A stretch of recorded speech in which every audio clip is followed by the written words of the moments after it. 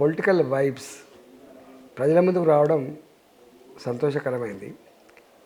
మీ political వైబ్స్ని ప్రజలు ఆదరించాలని, ఇది ఎదగాలని కోరుతూ మీ పొలిటికల్ వైబ్స్కి ధన్యవాదాలు. ఇప్పుడు మీరు 2 చోట్ల పోటీ చేసిండ్రు. అది అంటే చాలామంది, అంటే నేను దీని గురించి లైవ్లో మాట్లాడినప్పుడు చాలామంది కూడా మీరు 2 చోట్ల పోటీ చేసిండ్రు, ఆ 2 చోట్ల పోటీ చేయడం వల్ల పార్టీకి లాభం జరిగింది, వ్యక్తిగతంగా ఈటల రాజేందర్ అన్నకు కొంత అన్యాయం జరిగిందని చెప్పేసి కొంతమంది కామెంట్స్ పెడుతున్నారు. దానిపైన మీ యొక్క కామెంట్ ఏంటిదన్న?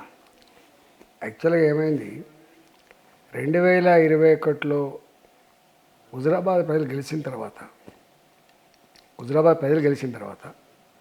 ప్రపంచవ్యాప్తంగా ఉన్న తెలుగు ప్రజలంతా పండుగ చేసుకున్నారు. కానీ ఆ పండుగ వాతావరణం నచ్చని వ్యక్తి ఎవరంటే కేసీఆర్.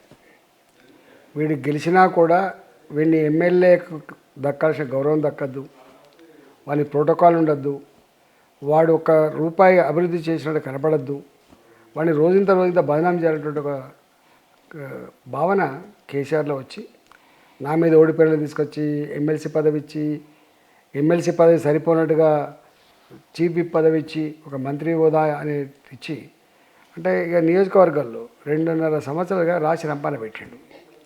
రెండవది అంటే ఎన్నడూ ఒక రూపాయి నాలాంటి వాడికి కోరితే కూడా ఇవ్వని ముఖ్యమంత్రి ఈటల రాజేందర్ గారు ఏం పని చేస్తలేడు, ఈటల రాజేందర్ గారి పని అయిపోయిందంటే ఒక నరేషన్ బిల్డప్ చేసే ప్రయత్నం చేసిండు. సో దాన్ని మా ప్రజలు అర్థం చేసుకుంటారని అనుకున్నాను నేను. రెండోది ఏమైంది, కష్టకాలంలో గెలిపిస్తే మీరు రాజేందర్ మిమ్మల్ని వదిలిపెట్టి గజ్జలు పోయిండు అంటే అదొక సెంటిమెంటు రెచ్చగొట్టిండు. మూడో అతి ముఖ్యమైనది ఏంటంటే వాళ్ళు ఇచ్చినటువంటి ఆ చిల్లర స్టేట్మెంట్స్, వారు చేసినటువంటి డ్రామా మా మహిళలను కదిలించినట్టున్నది. అరే ఏమో సైకోగాడు చంపుతాడేమో, భార్యను చంపుతాడేమో, బిడ్డను చంపుతాడేమో, ఇవన్నీ అంటే కర్ణుడి సాగుకు 100 కారణాలు అన్నట్టుగా ఈటల రాజేందర్ అంటోనికి కూడా అనేక రకాల. అది తోడుగా నేను జాతీయ పార్టీలో చేరినా, నాకు బయట తిరుగుడు ఎక్కువైపోయింది.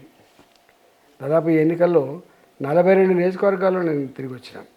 అంటే అక్కడ టీఆర్ఎస్ పార్టీ చేస్తున్నటువంటి విష ప్రచారాన్ని కానీ, కాంగ్రెస్ పార్టీ చేస్తున్నటువంటి కుట్రలు కానీ దాన్ని తిప్పికొట్టగలిగేటువంటి టైం నాకు లేకుండా పోయింది.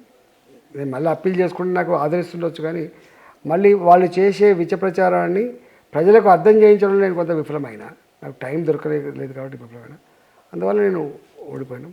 ఎప్పుడు కూడా అంటే 20 ఏళ్ళుగా ఏనాడు ఎంత కష్టకాలంలో కూడా గెలిపించిన ప్రజలు మొదటిసారి నేను ఓడిపోయినంత మాత్రాన మా ప్రజల్ని తప్పట్టాలనేటువంటి భావన లేదు. కానీ నేను ఎక్కడో మా ప్రజలు ఇంకా అర్థం చేయించడంలో, ర్యాలీ చేయించడంలో నా బాధ్యత పూర్తి చేయలేదని నేను భావిస్తా ఉన్నాను.